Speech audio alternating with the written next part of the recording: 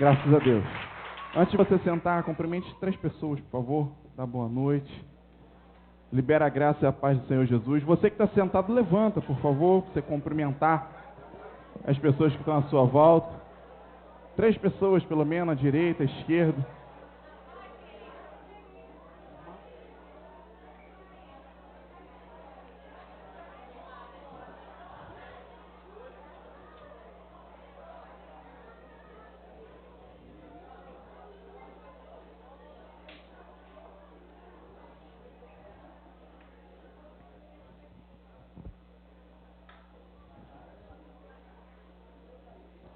Você que nos visita nessa noite, Deus abençoe, seja bem-vindo. Você que já cumprimentou, pode se assentar. Os diáconos me ajudem aí para encaminhar o pessoal aqui para frente, tem lugar aqui na frente, que todo mundo possa sentar, se acomodar, todo mundo possa encontrar o seu lugar, ficar acomodado em paz, para continuar ouvindo, recebendo aquilo que Deus tem da sua parte para as nossas vidas, amém? Ricardo, diminui um pouquinho o PA e aumenta um pouquinho o retorno, por favor. Acho que o PA está mais alto do que o retorno. Amém. Quarta-feira que vem começa uma nova estação. Embora o tempo não está confirmando muito isso, mas está chegando a estação verão aí. Embora está vivendo aí alguns dias de tempo nublado, muita chuva, mas a temperatura não está tão baixa assim, né? Tem gente que tem mania que vê chuva e já bota casaco, mas casaco, já falei isso aqui, né? Casaco não está associado com chuva, anda com guarda-chuva, com a capa, né? Casaco está associado com frio, não é isso? Mas basta ir lá fazer um passeiozinho lá no sul, que aí a pessoa vai conseguir entender o que é frio e o que é calor, né? E está chegando a estação do verão, as temperaturas já estão aumentando. Inclusive, essa é a função da primavera, já ensinei isso para vocês algumas vezes, fazer a ligação entre o inverno, que tem as temperaturas muito baixas, as condições climáticas específicas, fazer a ligação com o verão, que tem a temperatura muito alta, e as condições climáticas totalmente opostas, mais específicas também ao verão. Tudo isso em função de uma série de questões que a gente já aprendeu na escola, ou pelo menos deveria ter aprendido, né? Rotação, translação, a posição da Terra com relação ao Sol e tudo mais. Não vamos entrar nessas questões hoje, mas só para você entender que realmente um tempo passou. Talvez você esteja aí parado, talvez você esteja sem avançar, sem conquistar, sem frutos, sem resultados na sua vida, mas não é por causa disso que o tempo também está parado. Você precisa entender que o tempo está andando, o tempo está caminhando. Já diz o pastor Cazuza que o tempo não para. Eu ouvi isso do pastor Lucim, foi ele que inventou essa história do pastor Cazuza. Então, se você não gostou, depois você reclama com ele. Eu não sou o autor, não, só reproduzindo, só estou falando. O tempo não para. E eu acho que ele deve ter lido alguma coisa de Salomão para ter se inspirado e falar isso. E realmente o tempo não para. E é como eu disse para você, talvez nesses últimos 3 meses algumas coisas podem ter ficado até um pouco paradas, um pouco devagar na sua vida, sem avançar, sem conquistar, sem resultados, mas o tempo continua girando. A Terra ela continua dando voltas em torno de si mesma e ela continua dando volta em torno do céu. A cada um dia ela roda em torno dela mesma no seu próprio eixo e a cada um ano ela dá uma volta completa em torno do Sol. Então o tempo não está parado. E além do tempo, esse tempo cronológico nosso não está parado, nós também entendemos que o Kairos de Deus também não está parado. Essa ampulheta que fica no nosso altar já está há alguns anos representando isso. Não o tempo, o seu relógio representa esse tempo cronológico. Mas essa ampulheta aqui é um símbolo, é um instrumento para fazer você lembrar, recordar do Kairos de Deus. O Kairos e o nosso tempo cronológico são totalmente diferentes. O tempo cronológico serve para nossa orientação, para medir esse tempo. Um dia com 24 horas, uma estação com 3 meses, em torno de 3 meses, um ano com 12 meses, 365 dias. O tempo cronológico serve para isso, para nos orientar. Mas acima do tempo cronológico tem um tempo chamado Kairos, que é o tempo de Deus. E que o tempo cronológico, que a lua, o sol, a terra e tudo que existe só obedece, só segue um ritmo, uma ordem do tempo de Deus, do Kairos de Deus. E em toda mudança de estação, quando termina um dia e começa o outro, quando termina um mês e começa o outro, quando termina uma estação e começa outra, e quando termina um ano e começa outra, a Bíblia diz, a gente olha lá em Gênesis e encontra isso, existe algo chamado a viração do dia. Inclusive, Deus visitava Adão e Eva lá no jardim na viração do dia. E no original, isso é chamado de viração do Kairos, viração do tempo. Então, no final de cada dia, Deus movimenta as coisas no céu e fala assim, comece um novo dia.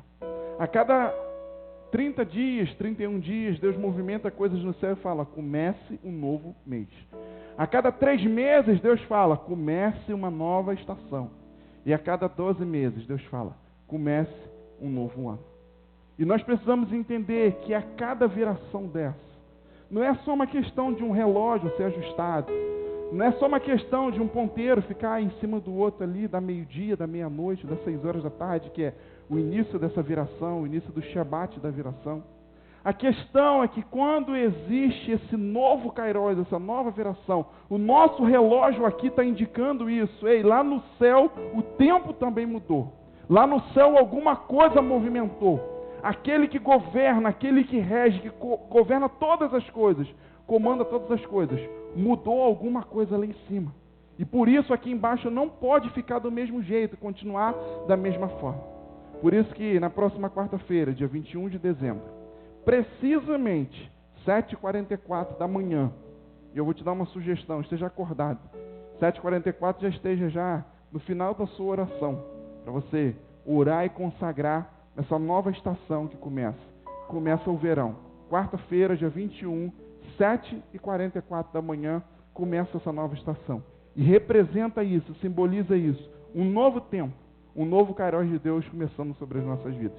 E daí já alguns dias, mais 10 dias só, vai ter outra grande viração do tempo. Vou explicar isso mais para frente para vocês, que é a mudança de ano aí, uma nova regência também, um novo tempo, novas portas e uma série de questões. E hoje eu tenho uma palavra para compartilhar com vocês, algo que Deus tem ministrado ao meu coração ao longo desses dias, dessa semana. E o tema dessa mensagem, diminui um pouquinho a luz aqui, apaga aqui um pouquinho só para o pessoal ver melhor a imagem. Novo tempo, mesmo Deus. Nós vemos aqui uma figura que ilustra um tempo antigo, de repente um deserto, um sacerdote diante de um deserto, representando lá o Antigo Testamento, um tempo velho, antigo. E nós temos aqui um novo tempo, um homem já vestido de forma diferente diante de uma cidade, de um lugar edificado já, e um novo tempo ali estabelecido. Mas a questão é que, mesmo para um novo tempo, o Deus ele não muda, ele continua o mesmo sobre a mim e sobre a sua vida. Pode acender aqui. E eu espero que você já esteja começando a entender o que o Senhor está falando com você, está querendo falar, comunicar a você nessa noite, usando dessa mensagem, usando dessa palavra, mas está querendo comunicar alguma coisa para você. E para esse novo tempo de Deus, o novo tempo, a gente sempre ensina isso aqui, o novo tempo aponta para novas sementes, o novo tempo aponta para novas atitudes, o novo tempo aponta para novas colheitas. Mas mesmo diante desse novo tempo, nós precisamos entender que o nosso Deus continua o mesmo, imutável. Mas ligado ao quê? Relacionado ao quê? Que todas as promessas que foram feitas, elas estão valendo. Um novo tempo começa, mas as promessas de Deus são as mesmas, porque o Deus, ele é o mesmo. Um novo tempo começa, mas os princípios que o Senhor já nos ensinou, já estabeleceu e está nos ensinando, continua os mesmos princípios. Então um novo tempo, como virei aqui a ampulheta, começou um novo tempo. Eu vou voltar aqui um pouquinho para a gente entender. Representa exatamente isso aqui. Nós estamos aqui nessa parte de cima, um pouquinho só de areia desse material está aqui nessa parte de cima. E essa estação, a primavera, ela está acabando, o tempo dela está acabando. E nós tivemos algumas atitudes, pensamentos, conceitos, opiniões, e várias questões linkadas a esse tempo aqui. Só que o tempo de fazer isso tudo, o tempo de exercer isso tudo está acabando. E agora, o que nos espera é esse novo tempo aqui embaixo. E na próxima quarta-feira, como eu falei com vocês, 7h44 da manhã, lá dos céus Deus faz isso aqui. Vira o Kairos. Traz a viração do tempo, traz a viração do dia. E não só agora do dia, mas como da estação. E fala, começou um novo tempo. Mas o que você tem a ver com isso? Você precisa entender que um novo tempo está totalmente ligado, associado a novas sementes. Por que está associado a novas sementes? Porque está associado a novas colheitas, sim ou não?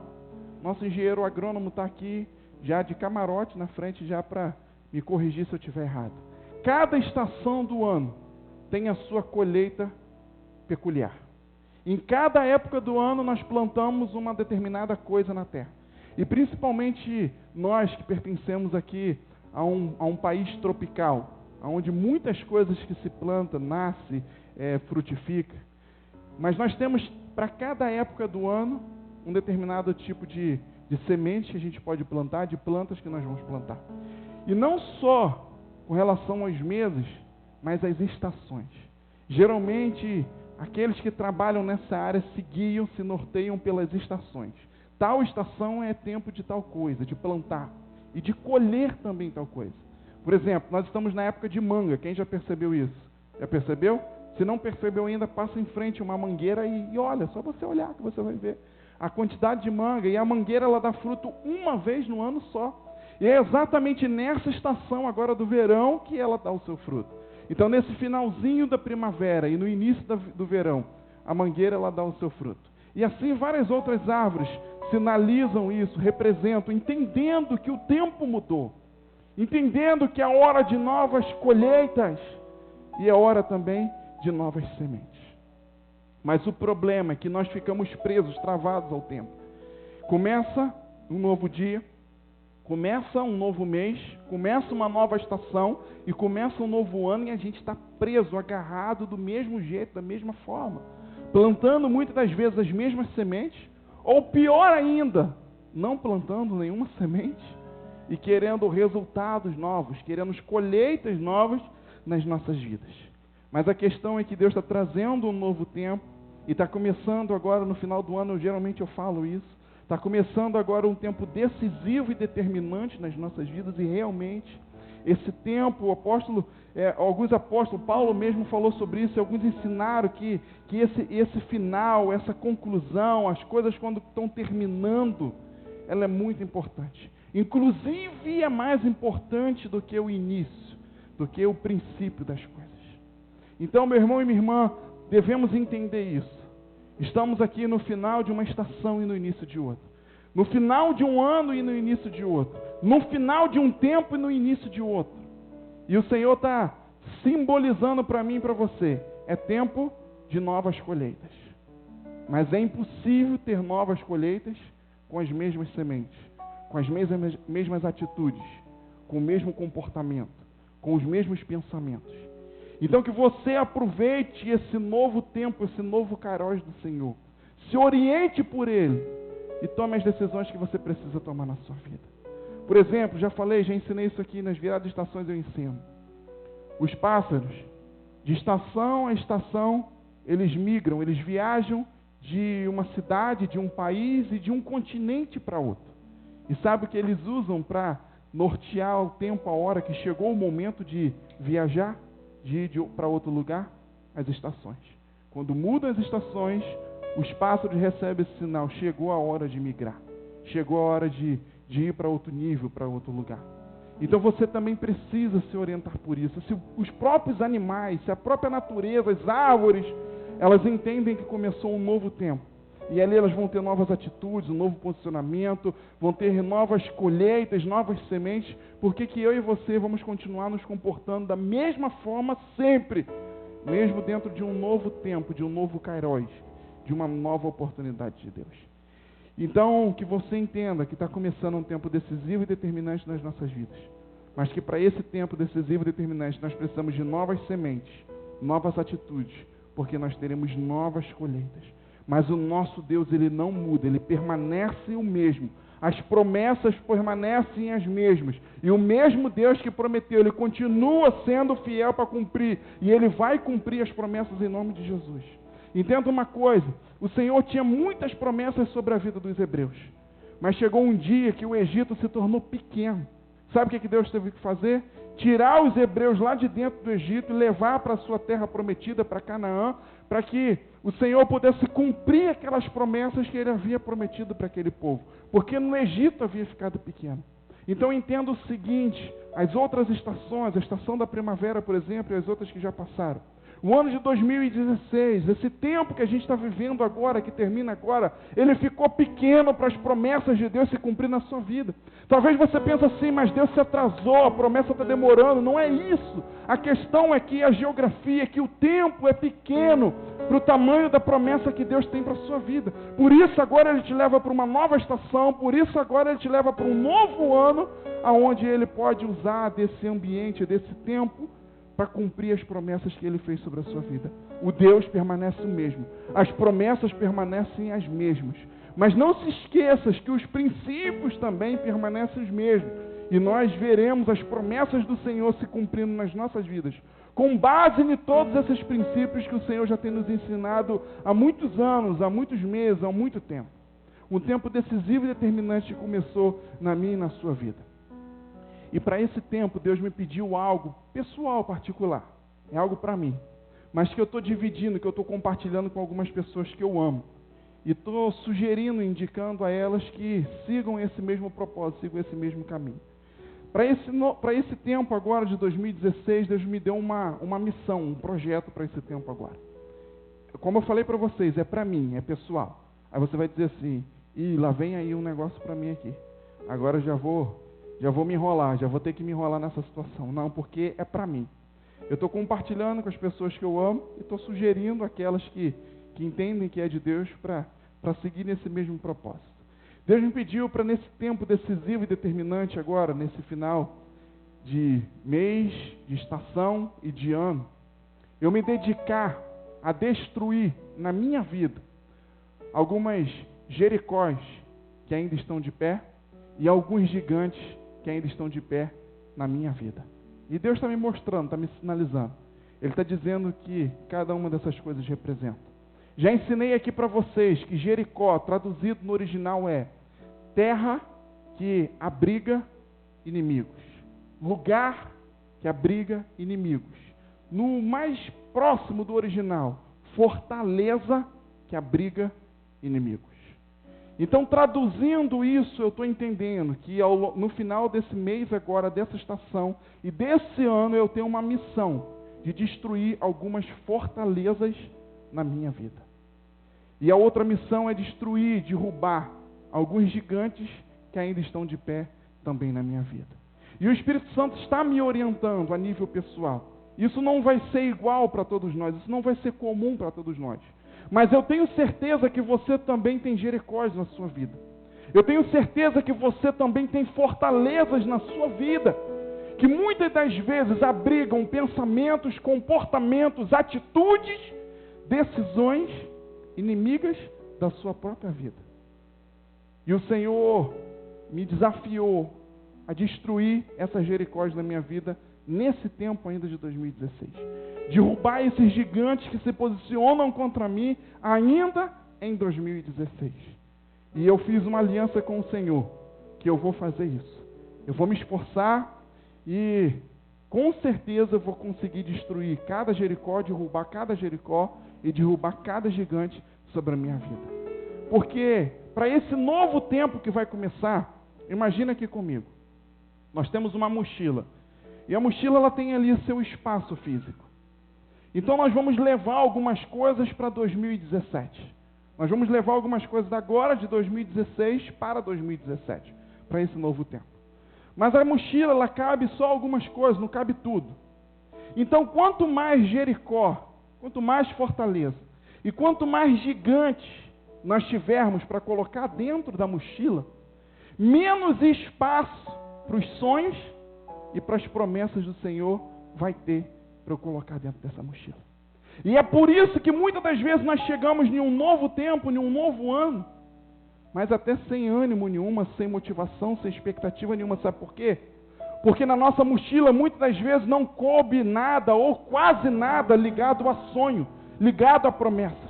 Muitas das vezes sonhos que Deus nos deu em 2016, em 2015, em outro tempo, promessas que o Senhor nos deu, elas morrem no próprio ano de 2016. Porque nós usamos o espaço que nós temos para levar os gigantes, para levar as fortalezas. Que nós não resolvemos no tempo que o Senhor nos deu, que era suficiente. Mas nós não resolvemos. Nós enrolamos, nós procrastinamos, nós barrigamos, e não foi resolvido no tempo que se devia resolver. Então começa um novo tempo, mas com aquela bagagem velha ainda na mochila. Por isso que é impossível ver novos resultados, novas colheitas, porque a nossa mochila está carregada de coisas velhas antigas. Então deixa eu te falar uma coisa. Use esse final de 2016, esse final de estação, de mês e de ano. 3 coisas, 3 virações de caróis agora, dentro desse mês. Está acabando o mês de dezembro e começando o próximo mês de janeiro. Está acabando a estação da primavera e começando a estação do verão. Está acabando o ano de 2016 e começando o ano de 2017. Você tem 3 ótimos motivos para derrubar esses gigantes e para destruir essas fortalezas na sua vida. Para que no nome de Jesus sobre espaço na sua mochila, na sua bagagem, para você colocar os sonhos, as promessas que o Senhor te fez e levar para 2017. E começar 2017 não olhando para os gigantes, para as fortalezas, mas começar 2017 olhando para as promessas e para os sonhos do Senhor para a sua vida. Amém, meu irmão, minha irmã? Como eu te falei, é uma direção de Deus para mim, para a minha vida. Mas para aqueles que eu amo, eu estou compartilhando e convidando você a participar. Inclusive, no dia 23 de dezembro, quando? Anota aí essa data, 23 de dezembro. Anota aí. Por que anotar? Porque no dia 23 de dezembro, eu, Rablisson da Silva Francisco, vou entrar em um propósito com Deus. Já estou em muitos propósitos, mas é acumulativo. Vou entrar em um novo propósito, em mais um propósito com Deus. Estou falando aqui para vocês, é comigo, é para mim, é particular. No dia 23 de dezembro, eu vou fazer a abertura, o início, a introdução desse propósito. Depois eu vou passar 7 dias, um dia de cada vez, derrubando um gigante de 2016. Deus ministrou no meu coração que tem 7 gigantes que precisam ser derrubados ainda em 2016 na minha vida. Estou enrolado. 7 gigantes. Hoje é que dia? 18. Dia 18 até dia 31. Eu tenho que derrubar 7 gigantes. No dia 23 eu vou começar esse propósito, vou fazer a abertura. Aí no dia 24 eu vou entrar no propósito de derrubar o primeiro gigante. No dia 25, o segundo gigante. No dia 26, o terceiro. E assim por diante. Até o dia 30, que eu vou estar derrubando o 7º gigante. Eu vou identificar esse gigante na minha vida, vou localizar ele, vou colocar ele como alvo, como mira, e vou derrubar ele na minha vida. Então serão 7 gigantes. E no dia 31, eu vou fazer o encerramento, o fechamento. Eu vou fazer como Davi fez um dia. Agarrar na cabeça do gigante, mas só que vão ser 7, né? Vou agarrar aqui, cada uma a ponta de um dedo aqui, e vou levantar aquele monte de cabeça assim e falar assim: está aqui a vitória do Senhor sobre a minha vida. Como Ele prometeu, Ele cumpriu. Então eu quero te convidar a participar desse propósito também. Como, pastor? Preciso de um voluntário. Levanta a mão rápido. Um voluntário. Tem 3. Então, tem 4. Então vamos fazer o seguinte. Dona Socorro, está aqui. Dona Socorro, no final do culto, vai anotar o seu nome e o seu telefone. Você que quer participar desse propósito. Por quê? Deus vai ministrar no meu coração. E conforme Ele ministrar no meu coração, logo nos primeiros horários da manhã, eu já vou mandar pelo WhatsApp. Nós vamos criar um grupo no WhatsApp. E nós vamos mandar pelo WhatsApp aquela direção de Deus para aquele dia. Então, no dia 23, vai ter a abertura, a introdução para aquele propósito. Depois do dia 24, vem lá o primeiro gigante, assim por diante. até chegar no dia 30, o sétimo gigante. E quando for no dia 31, né, nas vésperas já, no dia da virada do ano, nós vamos encerrar, concluir esse propósito. Então, só quem quiser participar. A princípio, Deus tinha dado estratégias. Eu tinha pensado assim, falei, não, vou mandar para o corpo pastoral vai mandar para os líderes de célula, os líderes de célula vão mandar para os discípulos, para os líderes de ministério, como a gente sempre faz. Mas essa é uma estratégia velha, que já está passada. E que, inclusive, não está nem funcionando muito bem. Estou até com raiva dessa estratégia. Esses dias meu telefone estragou, você não sabe, vocês não têm noção dos dias de paz que eu vivi sem poder acessar essas redes sociais, inclusive o WhatsApp. Porque é uma ferramenta de comunicação, mas que na verdade tem atrapalhado demais a comunicação. Porque às vezes você manda uma mensagem séria, às vezes você manda uma convocação, faz uma pergunta, solicita alguma coisa, e o espírito de cego, surdo e mudo se apodera da vida das pessoas de uma tal forma que não enxerga, que não ouve e que não fala nada. Aí eu vou lá e oro, Senhor, tira esse espírito de cegueira, de surdez, né? Libertem essas pessoas. Aí um ou outro lá aparece e responde, fala alguma coisa. Então uma ferramenta, mas em contrapartida, vira e mexe chega a brincadeirinha, vira e mexe chega a zoaçãozinha. E eu não estou falando para uma questão aqui específica não, estou falando para tudo. Então, por isso que a gente não vai usar a ferramenta do mesmo jeito, da mesma forma. Nós vamos usar uma forma nova, sabe por quê? Porque a Bíblia fala para a gente não dar pérola aos porcos, porque eles não sabem o valor que elas têm. Então não adianta você querer forçar as pessoas a participar, se alimentar, ingerir, acompanhar uma coisa que elas não querem. Por isso que eu estou convidando no final do Nosso Socorro, fique em pé, Dona Socorro, por favor. Dona Socorro está aqui, ela vai te socorrer no final, vai anotar o seu nome, seu telefone, tá bom? Para que você esteja nessa lista de transmissão, dessas palavras, desse propósito com Deus, que eu vou fazer e vou dividir com você, vou compartilhar com você. Amém? Quem estava quinta-feira na célula, levanta a mão aí. Meu Deus, o que aconteceu? Amém. Quem não estava na célula na quinta-feira? Esteja. Não se entrega não, deixa quieto. É o conselho que eu vou dar. Quem não estava, procure sua célula. Se você tem sua célula, não se afaste dela, não deixe de ir. Se você ainda não tem, esteja em uma célula. Porque é lugar de alimento, de comunhão, de adoração, é lugar de sermos ministrados profundamente pelo Senhor. Então não falte. A mesma importância que tem o culto de celebração no domingo, tem a célula. Na verdade, só para você entender, a palavra que eu estou ministrando aqui hoje já foi ministrada na célula na quinta-feira. Ou às vezes é ministrada aqui e a gente leva uma nova visão, um novo raciocínio para dentro da célula, discute, reforça aquela questão ali. Então, a célula acontece na quinta-feira e aqui no culto de celebração a gente só reproduz, só acaba de desenvolver aquilo que já começou lá na nossa célula. Então não deixe de participar de uma célula. E nas células, na última quinta-feira, nós falamos sobre natural e sobrenatural. Não foi isso? Amém?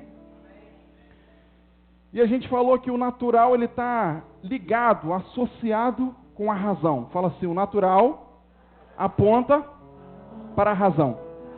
Isso aí. E o sobrenatural aponta para o quê? Cadê o pessoal que estava na célula? Eu sei que tinha pouca gente na célula, mas me ajuda aí. Para a fé. É isso aí. O natural aponta para a razão. E o sobrenatural aponta para a fé. E eu expressei ali uma denúncia que Deus me deu como profeta, que uma das funções do profeta é isso, é denunciar o que o povo tem vivido naquele tempo e provocar uma mudança, uma revolução para a vida do povo naquele tempo.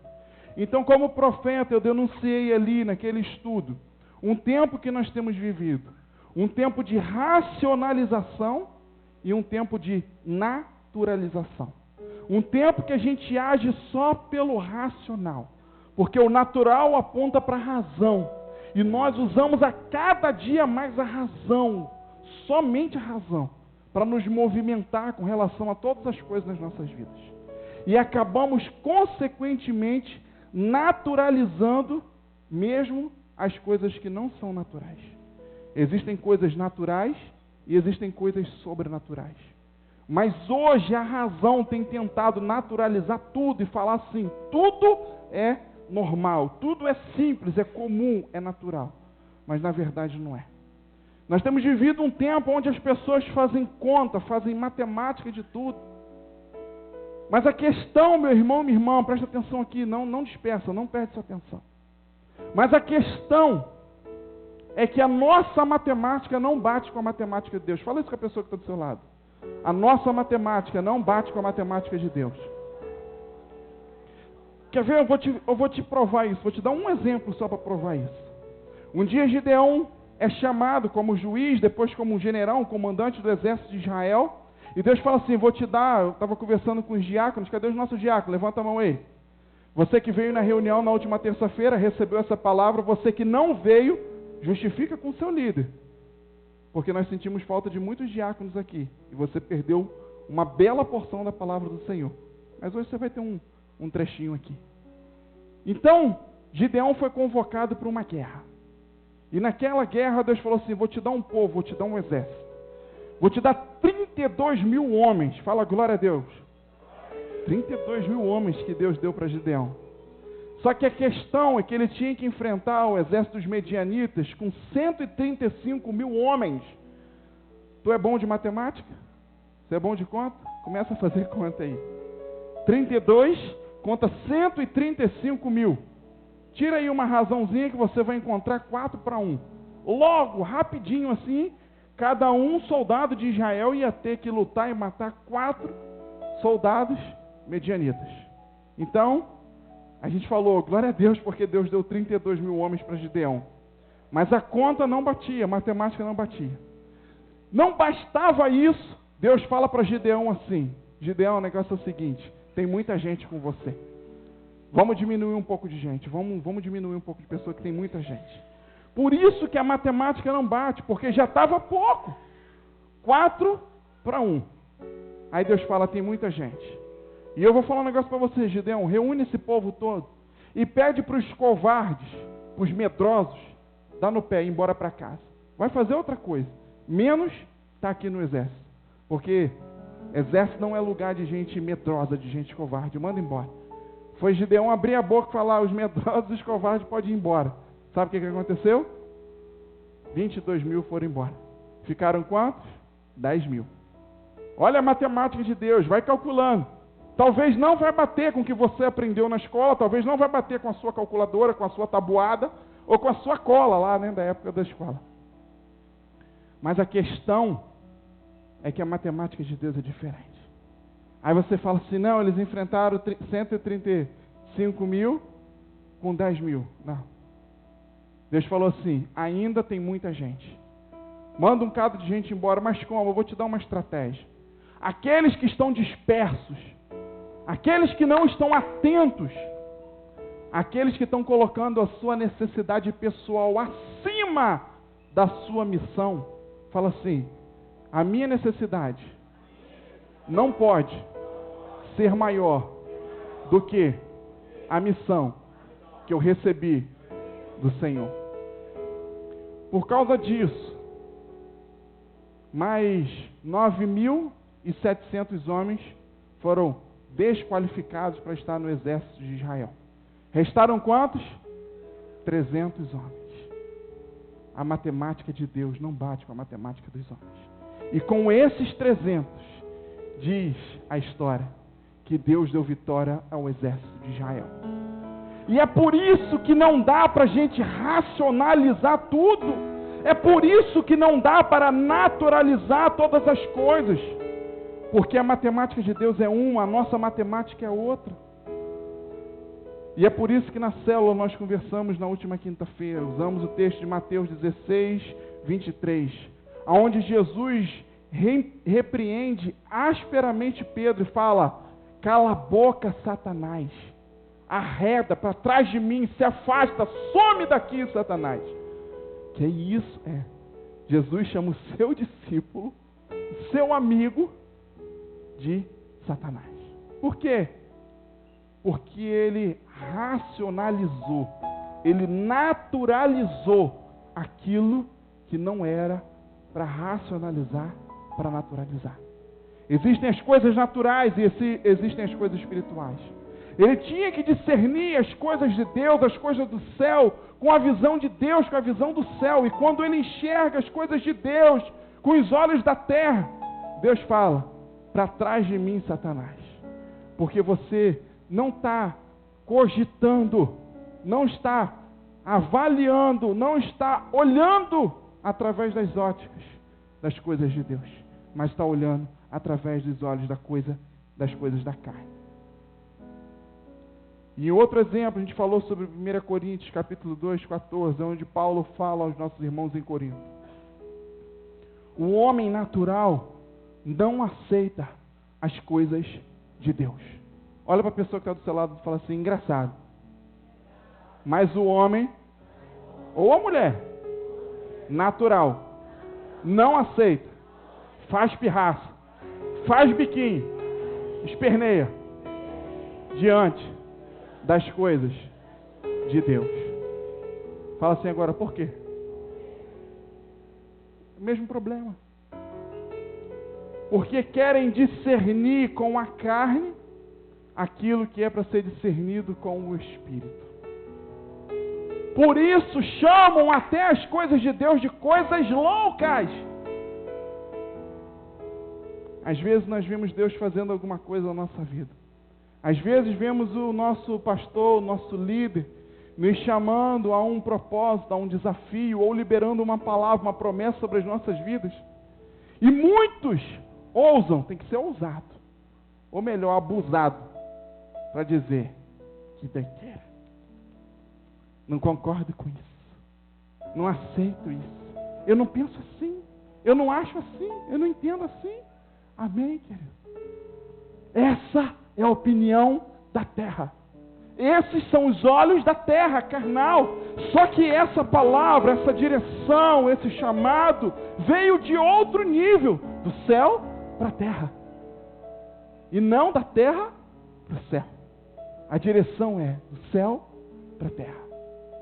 E enquanto tentarmos discernir, entender as coisas que nós estamos vivendo, acontecendo na nossa vida, só com os olhos da carne, meu irmão e minha irmã, com certeza não conseguiremos entender. E chamaremos essas coisas de coisas loucas, chamaremos as pessoas de loucas, porque o apóstolo Paulo disse: porque estão tentando discernir o que é do Espírito através da carne. Então eu tenho um convite para te fazer. Nessa nova estação do verão, 3 meses estão aí por vir sobre as nossas vidas. Agora esse finalzinho de dezembro, mas janeiro, fevereiro e março. 3 meses de verão sobre as nossas vidas. 3 meses dessa nova estação que Deus começa sobre as nossas vidas. Eu tenho um desafio para você. Aprender a interpretar. Aprender a cogitar. Aprender a discernir as coisas de Deus na sua vida. Mas como, pastor? Nós cantamos aqui na última canção. Mais de Deus. Acorda a minha alma. Abra a minha visão. Faz meu coração incendiar, derreter, aquecer, despertar, Senhor, por Ti. Mas eu preciso de mais de Deus. Quanto mais natural, quanto mais humano, quanto mais carne, mais normal, mais natural. Quanto mais de Deus, mais sobrenatural. E como eu falei com vocês, eu começo um propósito agora, e ele é acumulativo e vai se renovando. E nesses 3 meses dessa nova estação, eu vou me dedicar a buscar o Senhor como nunca antes na minha vida. E eu quero convidar a você a fazer isso também. Nesses 3 meses vão surgir alguns propósitos, alguns desafios, mas presta atenção, não espera por isso. Na verdade, é uma questão sua com Deus. Estabeleça propósito seu com Deus, revise as sementes que você tem plantado, revise a organização do seu tempo, da sua vida, revise os seus alvos, os seus objetivos nesses meses, para que você plante novas sementes e tenha novas colheitas sobre a sua vida. Eu vou te dar um conselho. Nesses meses agora, se atente às coisas de Deus. Siga o conselho que o apóstolo Paulo, que Jesus nos deu, e hoje eu reitero aqui, quinta-feira, e hoje reiteramos aqui sobre as nossas vidas. Esteja atento à voz de Deus, às coisas do céu, para a minha e para a sua vida. Amém? E deixa eu te dar um conselho. Fique atento hoje já. Como eu falei com vocês, já tem respostas de Deus surgindo aqui sobre as nossas vidas. Já surgiram algumas respostas, estão surgindo outras agora. E até o final do culto vão surgir novas respostas. Está entendendo? Fique atento. Dias decisivos e determinantes. Não esteja como aquele homem paralítico sentado ali na beirada do tanque, vivendo 38 anos uma enfermidade, mas se esquecendo de onde ele estava e o propósito de onde ele estava. Passava dias, meses, anos, estações, e ele continuava ali, no mesmo lugar, com a mesma enfermidade. Mas a questão é que ele via pessoas sendo curadas de paralisia também, de cegueira, de surdez, de lepra e de uma centena de enfermidades. Mas ele continuava da mesma forma. Sabe por quê? Por causa da religiosidade. Por causa da religião que manteve ele ali refém, preso, não olhando as coisas de Deus, mas olhando as coisas naturais, olhando as coisas comuns, tomado pela razão. E Jesus chega e fala: quer ser curado? Ele fala: não tem como, olha só, não tem como, porque a história diz que quando o tanque se agita pela primeira vez é que eu sou curado. Então toda vez entra alguém na minha frente. Tem gente para levar os outros, mas não me leva. Que ninguém respeita a fila e que não sei o quê. Uma série de lamentações, de justificativas da terra, mantendo aquele homem refém naquela situação. Porque não estava discernindo as coisas de Deus. Inclusive, todo dia tinha oportunidade, mas inclusive tinha uma nova oportunidade. E presta atenção, uma oportunidade como nunca na vida daquele homem. Porque o próprio Jesus chega e fala: quer ser curado? Precisa entrar em outro assunto, precisa entrar em outra questão. Quer ser curado? É sim ou não? Mas aquele homem, distraído com as coisas normais, naturais da razão, perde aquela oportunidade. Então deixa eu te dizer uma coisa: não perca essa oportunidade. Não perca nessa noite. Não perca nesse mês. Não perca nessa estação. Não perca nesse ano. E não perca nos outros que estão por vir.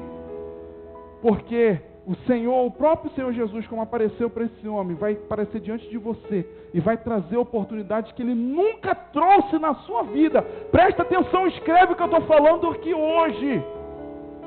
Oportunidade como nunca. Mas não vai ser para todo mundo não, tá? Que isso? É isso mesmo. Porque eu falei que eu vou buscar o Senhor como nunca na minha vida. E eu também vou ver o Senhor como nunca na minha vida. Quem se dispuser nesse tempo a buscar o Senhor como nunca, vai ver Jesus se manifestando na sua vida como nunca. Você vai ser surpreendido, porque Deus vai fazer coisas novas na sua vida. Como os discípulos que se surpreenderam quando Jesus acalmou o vento lá, o mar, a tempestade, falou: meu Deus, o que é isso? Já tinha visto Ele fazendo muitas coisas, mas isso eu nunca vi. Quem é esse que até o vento e o mar lhes obedece? É Jesus se manifestando na sua vida e fazendo coisas novas na sua vida. Então eu te convido para esse propósito, para esse projeto. Vamos concluir aqui, vamos caminhar na linha de raciocínio que o Senhor está nos dando. Abre a sua Bíblia, por favor, bem rapidinho. Tiago, livro de Tiago, capítulo 2.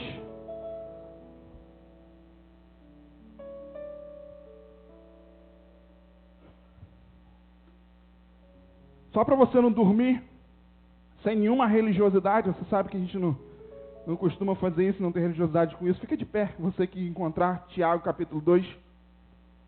Você que nos visita nessa noite,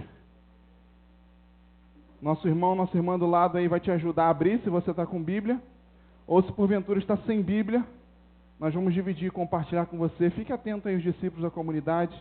Ajude a abrir aí no livro de Tiago, capítulo 2, versículo 14, por favor.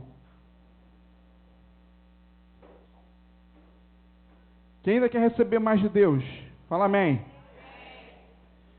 Então vamos lá. Tiago capítulo 2, versículo 14. Meus irmãos, qual é o proveito se alguém disser que tem fé, mas não tiver obras? Pode acaso semelhante fé, ou seja, fé como essa, salvá-lo? Se um irmão ou uma irmã estiver carecido de roupa e necessitado de alimento cotidiano, e qualquer dentre vós lhe disser, ide em paz, Deus abençoe, seja aquecido e seja farto, sem contudo lhes dar o necessário para o corpo, qual é o proveito disso? Assim também a fé, se não tiver obras, por si só está o quê? Morta. Versículo 18. Mas alguém dirá, tu tens fé.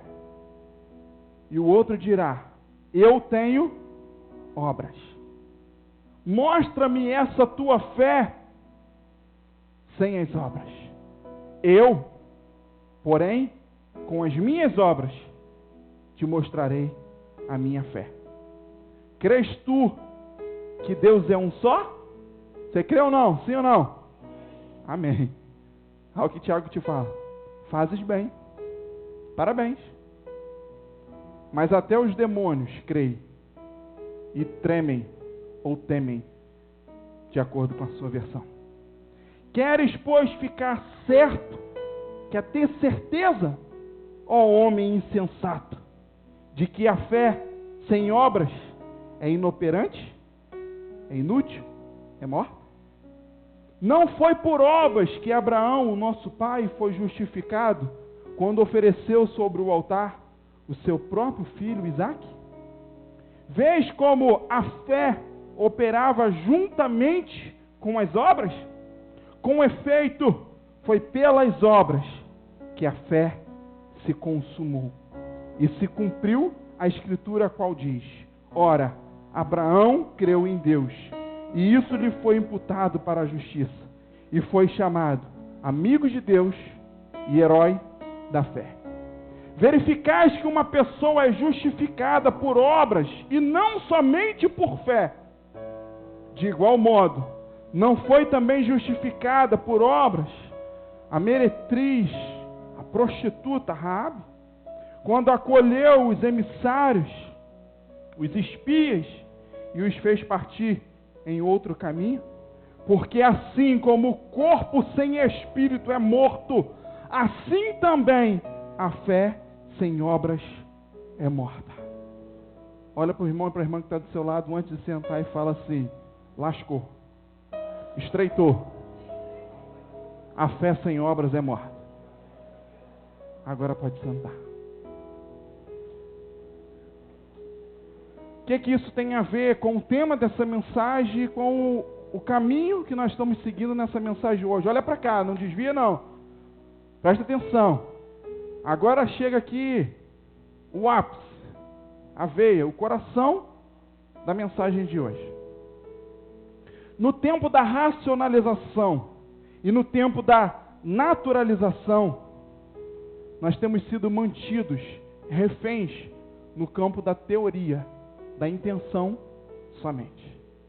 Nesse tempo que a razão tem falado mais alto dentro de nós, mesmo dentro daqueles que têm fé, mas a razão tem latejado tanto, tem falado tanto, que nós temos nos mantido reféns no campo da teoria e da intenção. Fala assim, eu tenho sido mantido refém na minha vida, no nível, no campo da teoria e da intenção. Mas um ditado lá fora diz que de boa intenção, o quê? É isso mesmo. De boa intenção, o inferno está cheio. Embora estejamos sendo mantidos refém da teoria e da intenção, mas o correto é completamente o contrário. Deixa eu te dar um exemplo. Alex é projetista. Aí você sonha, idealiza um projeto para sua nova casa, para sua casa própria. Um dia vocês vão aprender. Você lembra que nós nos manifestamos na medida que nós necessitamos? Você lembra disso? Lembra? Sim ou não? Amém. Então deixa eu dar alguns conselhos. Quando palavras forem liberadas nesse altar, não deixa a razão te prender, não. Olhe com os olhos da fé. E pelo menos receba isso, confirme isso na sua vida. Eu terminei de falar assim. Um dia você vai pensar no projeto na sua casa. Você vai procurar Alex, eu indico ele. Se você procurar outro, pode até procurar, mas eu indico ele. E ele vai desenhar o projeto da sua casa nova, da sua casa própria. É isso aí, é assim que se faz. É desse jeito. Aí, ele vai fazer um desenho lindo, maravilhoso. Aí você bota embaixo do braço, leva embora.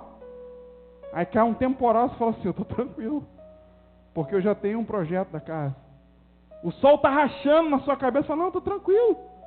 O sol não está pegando em mim não, porque o projeto está aqui no papel, ou está aqui na minha cabeça. O frio vem e você fala, não, estou tranquilo, eu já tenho o projeto. O calor vem e você fala, não, estou tranquilo, eu já tenho o projeto. É assim? Não. Adianta ter o projeto no papel, ou adianta ter o projeto na mente, vai te livrar do sol, do calor, da chuva, do frio, vai te livrar sim ou não? Não. O que você precisa? Materializar aquele projeto. Precisa construir, precisa edificar. É mais ou menos isso que Tiago está falando aqui. As coisas estão presas na teoria, presas no papel, presas na intenção, presas no discurso, mas não estão vindo para a prática, não estão sendo construídas, não estão sendo edificadas como deveria ser. E nesse tempo da racionalização, nós temos sido mantidos reféns da teoria e da intenção. Por exemplo, outro exemplo, você ama muito uma pessoa. Talvez a sua esposa, o seu esposo, seu pai, a sua mãe, seus filhos. Alguém.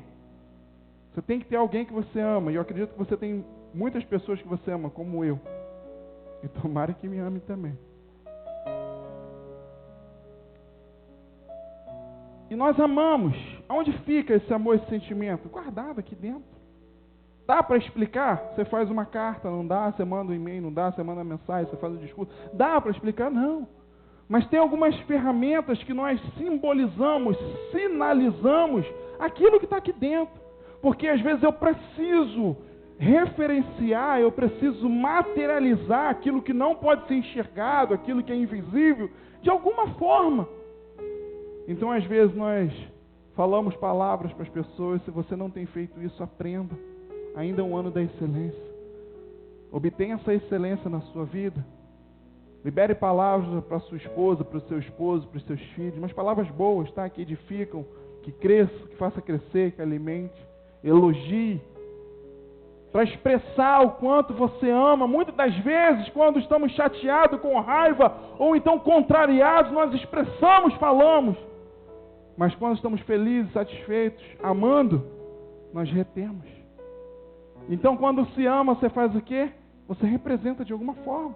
Outra forma é dando um presente, sim ou não? Pelo menos lá no dia do aniversário, no Natal, e não sei o quê, e passou de ano, e não sei, formatura, em algum momento você vai lá e dá um presente. Aniversário de casamento, né? Amém ou não? Pelo menos as mulheres, né? Fala amém aí. Então você está fazendo o quê? Representando, simbolizando um amor que você tem. Por isso que não podemos permitir que as coisas fiquem presas na teoria, na intenção. O problema é que nós temos até boas ideias, temos até boas intenções, mas estão reféns. Olha comigo aqui o negócio, versículo 14 de novo, de Tiago capítulo 2 aqui. Meus irmãos, qual é o proveito? Ou seja, qual validade, qual serventia tem se alguém disser que tem fé, mas não tiver obras? Tiago já chega esculachando de cara. Para que serve essa fé se ela não tiver obras? Pode, por acaso, uma fé como essa salvar alguém? É, filho. Tiago está colocando em xeque até a nossa teologia aqui. Porque muito se ensina, se prega por aí que levantou a mão, aceitou Jesus, falou, Jesus, eu estou salvo. Mas e depois disso?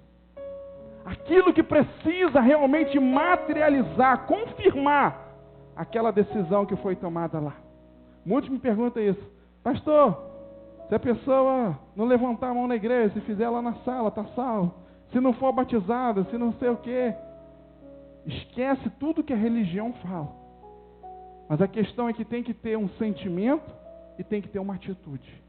O sentimento de entregar a sua vida para Jesus e a atitude de entregar a vida para Jesus. Agora os processos ali, o negócio que vai acontecer no meio do caminho, que se dane. Mas o sentimento e a representação daquele sentimento tem que acontecer.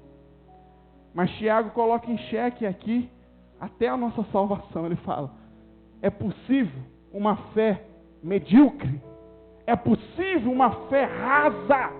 É possível uma fé superficial como essa, que não tem obras, que não tem fruto nenhum, levar alguém para o céu? Fica aí uma boa reflexão para todo 2017. Vamos buscar a resposta em Deus. E Tiago conclui aqui, se um irmão ou irmã tiver carecido de roupa ou necessitado de alimento, aí a pessoa vai e diz para ele, vai em paz, Deus abençoe. Se aqueça, se farta, se alimente, né? Contudo, não deu o que é necessário para o corpo daquela pessoa. Tem algum proveito nisso? Falar, Deus abençoe, vai em paz? Não tem nenhum proveito. Assim também a fé, se não tiver obras, por si só é morta. Mas alguém te dirá, tu tens fé e eu tenho obras. Mostra-me a tua fé sem as tuas obras. Fala assim, xeque-mate. Acabou.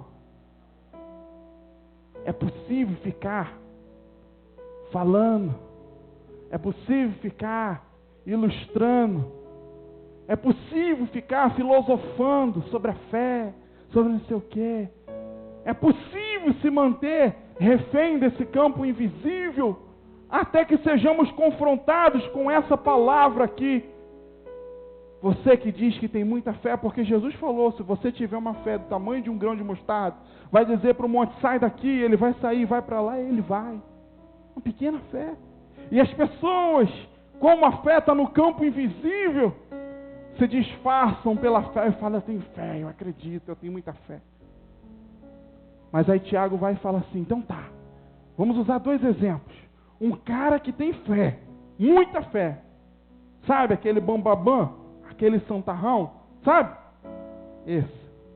Agora vamos para o outro, que aparentemente não está ali dentro daqueles padrões da religião, que de repente não tem o discurso que a religião manda que ele tenha, não usa os vocabulários que a religião manda ele usar, mas um cara que tenha frutos. Vamos pegar esses dois exemplos e vamos fazer o seguinte. Esse cidadão aqui, manda ele provar a sua fé sem obras. Prova. Prova. Impossível. Agora, para esse cidadão aqui, ele não precisa nem abrir a sua boca. Olhe para os frutos. Olhe para os resultados. Olhe para as obras. Porque a Bíblia diz isso, que nós seremos conhecidos pelo quê? Pelos frutos. Não abra sua boca não, mas olhe para as obras, olhe para os frutos, olhe para o que ele construiu, porque Deus usou a vida dele para edificar, olha lá, está vendo? Esse é o tamanho da fé dessa pessoa, esse é o tamanho da fé desse homem, esse é o tamanho da fé dessa mulher. Tiago continua aqui dizendo, crês tu que Deus é um só? Acredita você